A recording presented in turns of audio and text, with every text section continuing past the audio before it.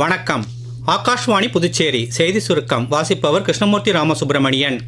நவ்ரோஸ் புத்தாண்டை ஒட்டி பார்சி இன மக்களுக்கு பிரதமர் திரு நரேந்திர மோடி வாழ்த்து தெரிவித்துள்ளார்.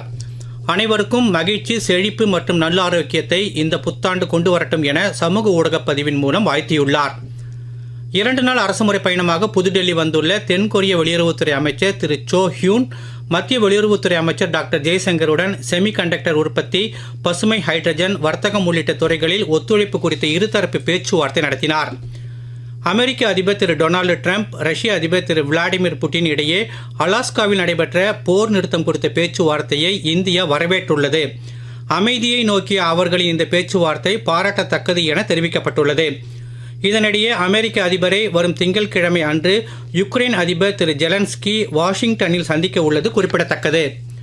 ஜம்மு காஷ்மீரில் மேக வெடிப்பால் பாதிக்கப்பட்ட சிஷோட்டி கிராமத்தில் பெரும் அளவில் சேதம் ஏற்பட்டுள்ளது.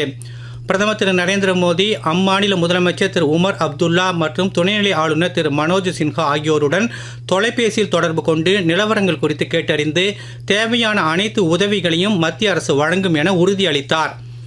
புதுச்சேரி இந்தியாவோடு இணைவது குறித்த வாக்கெடுப்பு நடத்தப்பட்ட முக்கியத்துவம் வாய்ந்த புதுச்சேரி சட்டப்பூர்வ பரிமாற்ற தினத்தை ஒட்டி கீழூரில் அரசு சார்பில் இன்று நடைபெற்ற விழாவில் சட்டப்பேரவைத் தலைவர் திரு செல்வம் தேசிய கொடி ஏற்றி வைத்து காவல்துறையினரின் அணிவகுப்பு மரியாதையை ஏற்றுக்கொண்டார்.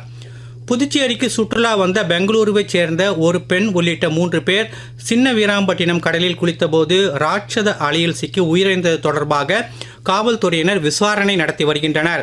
இத்துடன் இந்த செய்தி சுருக்கம் நிறைவு பெறுகிறது. வணக்கம்.